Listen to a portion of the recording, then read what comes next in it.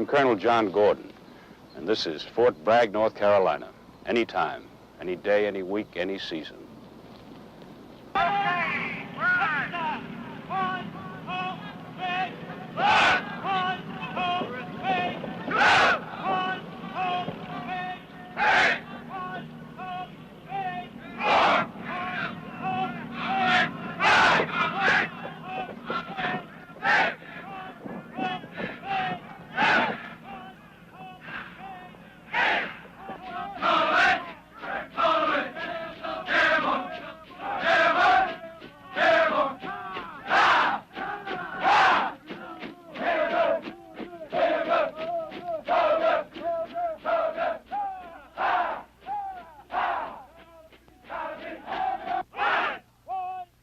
Training in the 82nd Airborne Division is continuous, hard, and demanding. It has to be, to build strength and stamina.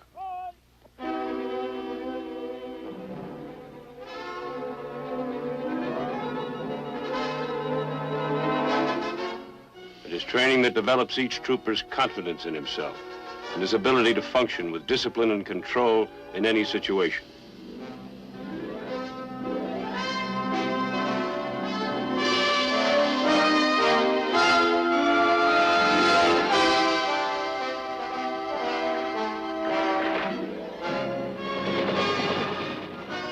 Teaches him the many military skills that make the airborne trooper a formidable fighting man.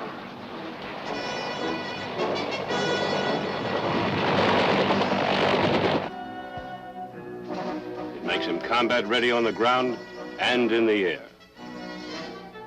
This endless high-pressure training keeps the 82nd Airborne in top-notch condition for battle. As part of the United States Strike Command, it is prepared to move out swiftly by airdrops or air landing to trouble spots anywhere on Earth. The 82nd is proud to call itself always combat ready. Airborne soldiers promptly came under sniper fire from rebels holding commanding positions on the other bank. It was a baptism of fire for most of the young troopers, but they took it with the cool confidence of veterans.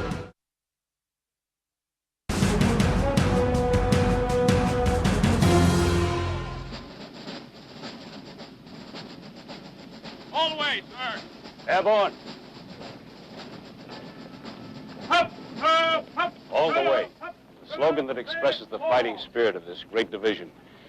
But perhaps the slogan that best describes the pride and patriotism of the 82nd is the one given it officially in 1917, because it was composed of fighting men from every state in the Union, all American.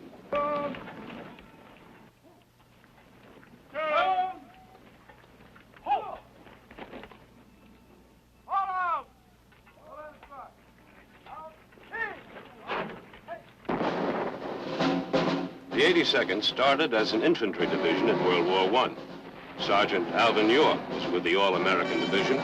Also a major named Jonathan Wainwright, destined for greatness as a general in World War II. At war's end, the All-American Division was demobilized. It came alive again in 1942 when it was reactivated as an infantry division under General Omar Bradley. General Matthew Ridgway took command later that year, the 82nd became the Army's first airborne division. From the start, airborne training was rugged. They ran and ran some more. They jumped and climbed and crawled.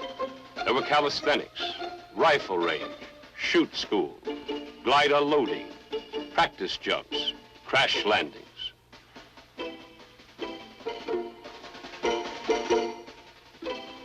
Training was continuous from Fort Benning, Georgia to the sands of North Africa.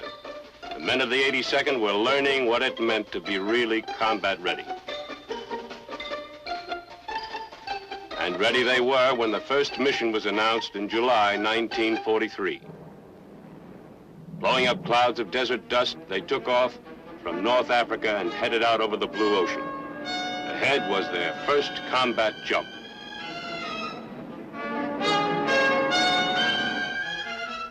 They were to drop into Sicily behind enemy lines, ahead of an Allied invasion that was coming in by sea.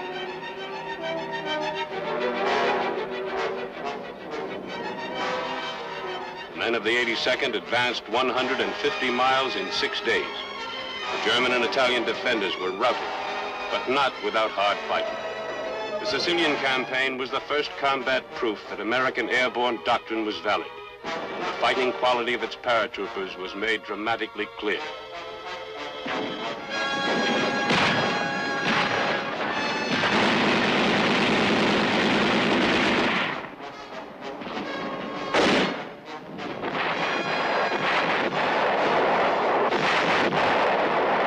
The next jump came soon afterward. The Allies had landed at Salerno on the Italian mainland, but the bridgehead was in trouble, so the 82nd went in. The Germans, some of Hitler's best troops, fought savagely with everything they had.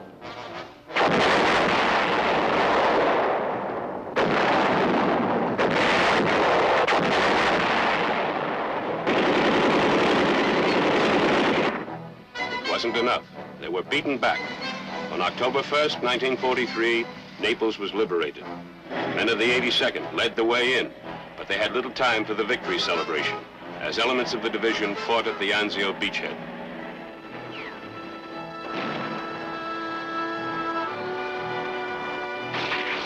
They pursued the Germans into the Apennine Mountains.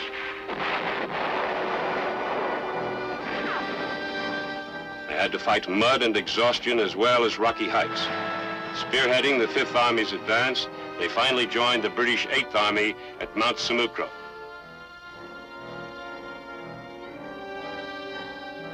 Then the 82nd was relieved and sent to England. This was their first real breathing spell since Sicily. No one really believed it would last for long, but it was nice while it lasted. Replacements began pouring in, and intensive training was resumed.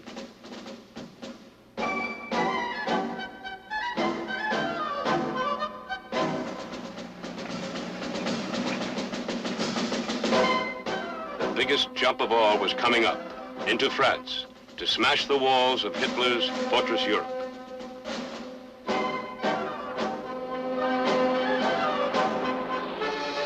Once again, they were going in ahead of the ground forces. The 82nd Airborne, the new 101st American Airborne, and the British 6th Airborne. The German army was taken by surprise, but not completely.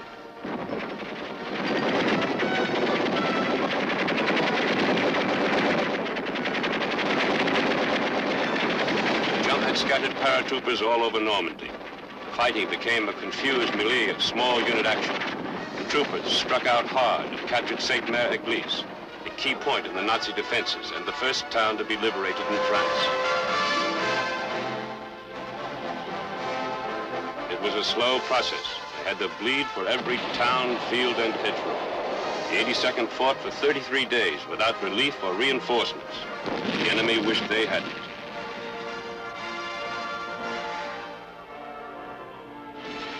Of the 13,000 men who jumped into Normandy, only 5,000 were still on their feet when the 82nd was sent back to England to rest and rebuild the outfit.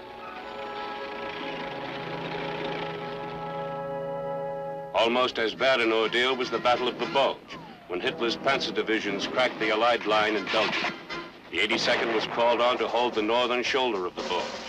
Not only were they outgunned and outnumbered, they were freezing.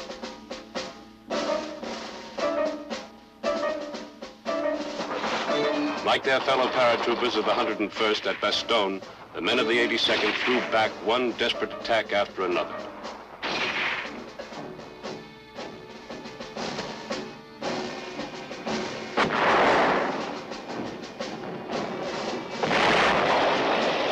Finally, the Nazi drive was played out.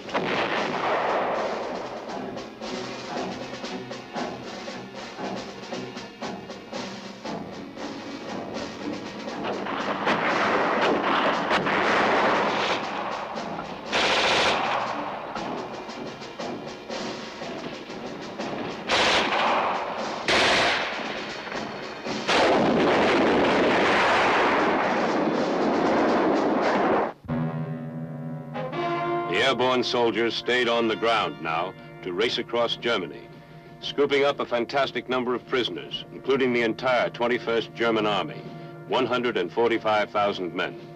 It was an inglorious end to Hitler's dream of a 1,000-year Reich. And a triumphant war's end for the 82nd, which was chosen by General Eisenhower to act as American Honor Guard in Berlin. But best of all was the victory parade down New York's Fifth Avenue, led by General Gavin in January of 1946, when the All-American Division came home to be welcomed by an all-American audience.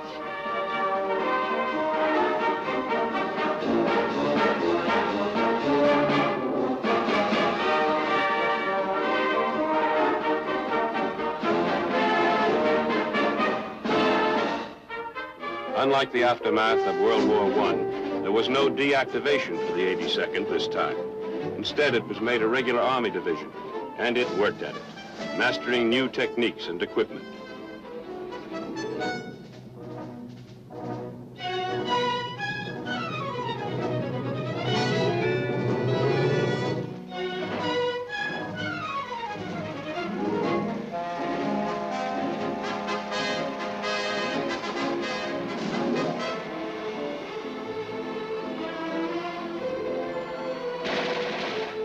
Peacetime training and maneuvers were almost as rugged as World War II.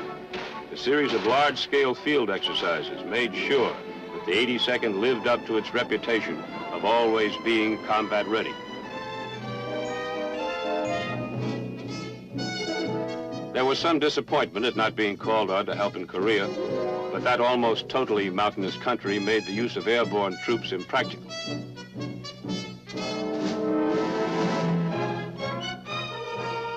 Always among the first to be trained in new fighting techniques, the division learned how to cope with a nuclear environment using simulated nuclear weapons.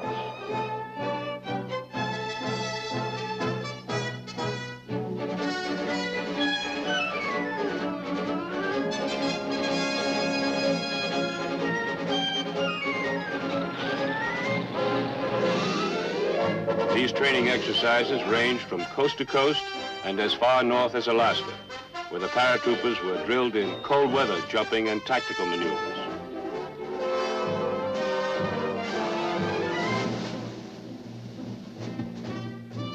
Then they were exposed to the tropical heat of the Canal Zone and Vieques Island in the Caribbean.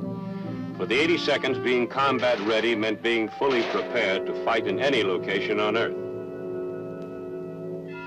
Real combat seemed close in 1962. The All-Americans were set to go all the way during the Cuban Missile Crisis in October. The 82nd stayed on full alert until the threat of war was over. However, another alert 3.5 years later did result in the 82nd being under fire again. Late in April of 1965, the 82nd Airborne, as part of the Army's Strike Command, received emergency orders to deploy into the revolt-torn Dominican Republic. The 82nd led the way as the advance guard of an inter-American peace force fielded by the OAS, the Organization of American States. Anti-communist Dominicans were on hand to greet them with warm support. But the troopers soon learned that not all the local citizens were friendly when they undertook their first mission. This was to secure the east bank of the Azama River and the Duarte Bridge that crossed it. The airborne soldiers promptly came under sniper fire from rebels holding commanding positions on the other bank. It was a baptism of fire for most of the young troopers, but they took it with the cool competence of veterans. They crossed the bridge and penetrated Santo Domingo, where they set up a network of outposts and checkpoints to contain the rebel sector.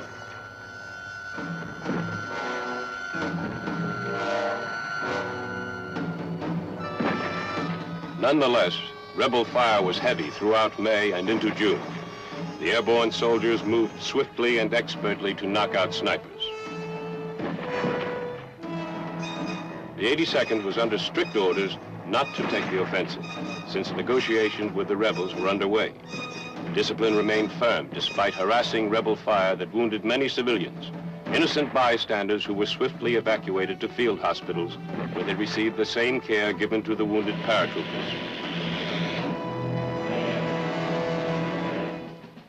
The 82nd's task was eased considerably when troop contingents arrived from Latin American countries who were members of the Organization of American States. An inter-American Jeep patrol toured the city until peace negotiations were successfully concluded on the 31st of August. Then the 82nd was promptly redeployed home. They must be able to carry out patrols in difficult countries to bring back intelligence information or prisoners. So they are taught to overcome any kind of natural obstacle. Report. London, Raider 7, request permission to drop. Drop. Hey!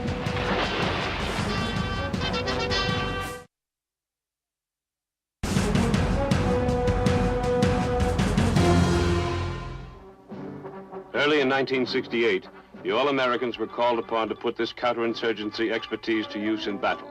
The 3rd Brigade was sent to South Vietnam during the Communist Tet Offensive.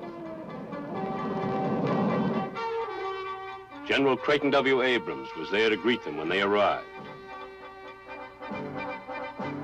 The 3rd Brigade troopers moved to the highlands and set up their base camp. They dug in. They might move, but they weren't about to be moved.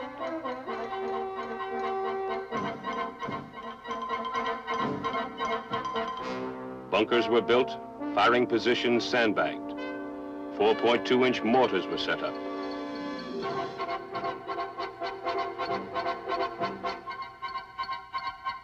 Automatic weapons were cleaned and checked. With swift, smooth professionalism, the All-Americans built a defense perimeter to secure their base camp. Then its attack force was ordered, along with the troopers of the 101st Airborne, to move toward the ancient city of Hue. Enemy forces were trying to support communist troops holed up in the city. They were to be stopped, their positions saturated with heavy concentrations of artillery and automatic weapons. Helicopter gunships swept in with rockets and machine guns. Then the airborne troops closed with the enemy in a vicious firefight that raged through the day and night. Next morning, the beaten enemy withdrew. Our troops occupied the ground. The enemy's bunkers had been smashed to rubble, but our soldiers, trained to take nothing for granted, carefully searched the debris for guerrillas holed up to make a suicide stand.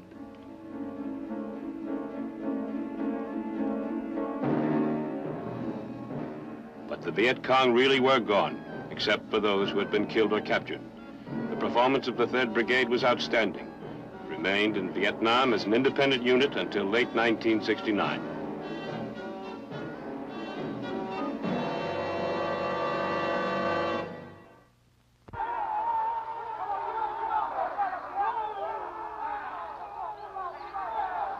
The 82nd Airborne already has a fully trained new brigade, the 4th to replace the 3rd. They continue to train tirelessly to raise their high state of combat readiness a notch higher.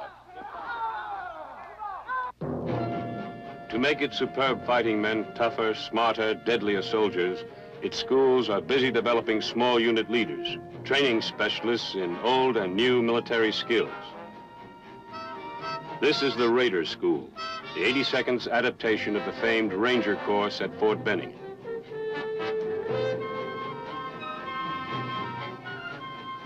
Its carefully chosen students are taught how to live off the land, to endure hardship and fatigue, thirst and hunger.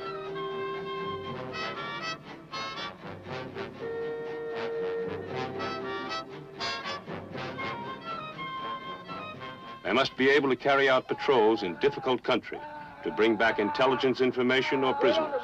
So they are taught to overcome any kind of natural obstacle. Report. London, Raider 7, request permission to drop. Drop. Hey!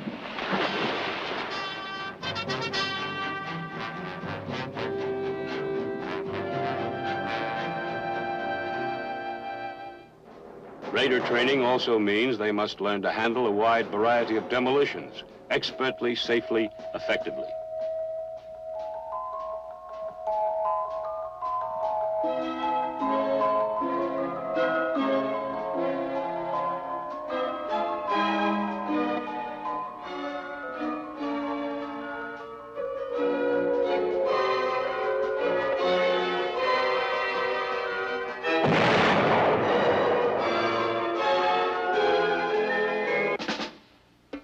Training for long-range reconnaissance patrols is an extension of the Raider School. Here, students get even more intensive training in how to operate undetected deep in enemy territory, to remain there for days, even weeks, to gather intelligence about the enemy and bring it back.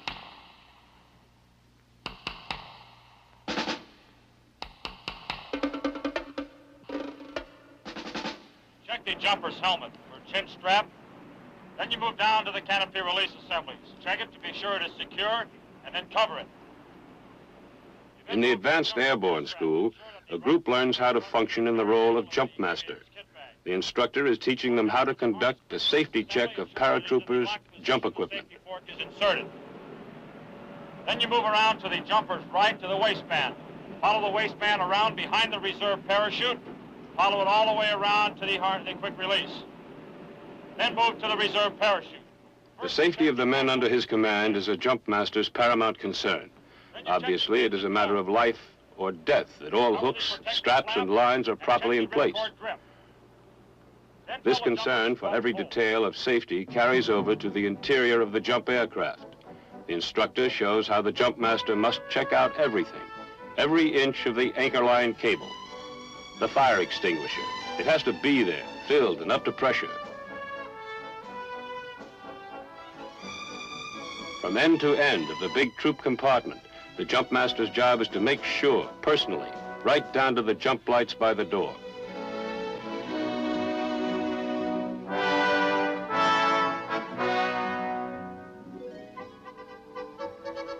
Outboard personnel, stand up! Inboard personnel, stand up!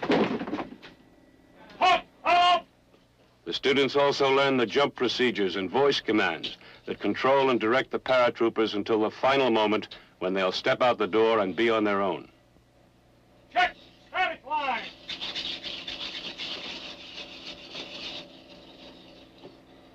Check equipment!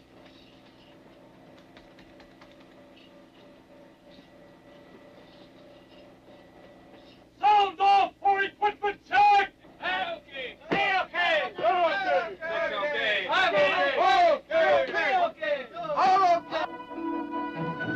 In the Advanced Airborne School, students also study air movement operation in terms of equipment. The 82nd trains its own specialists in the techniques of loading and securing cargo for air landing operations.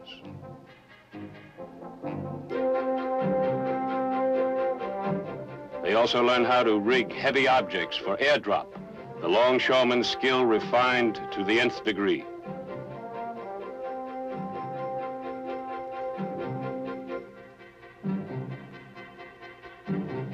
In the Supply and Maintenance School, student officers learn how to calculate supply requirements for different size units and how to systematically inspect fighting equipment to make sure it's always ready to go.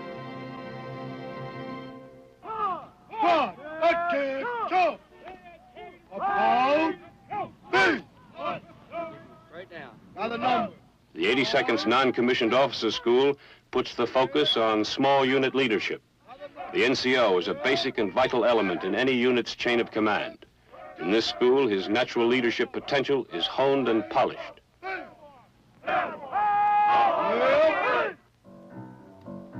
In the 82nd Airborne, the competitive spirit is encouraged by an intensive sports program.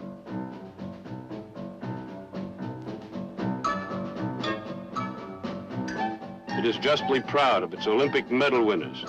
Sergeant James Wallington, who brought back a bronze medal for boxing.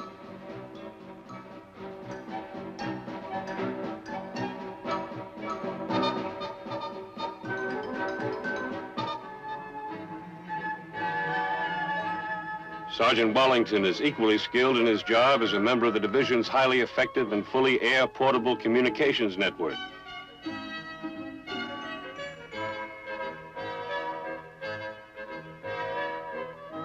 And there's Captain Mel Pender, gold medal winner in the 400-meter relay. Captain Pender's main interest, however, remains his professional mission as an officer of the 82nd.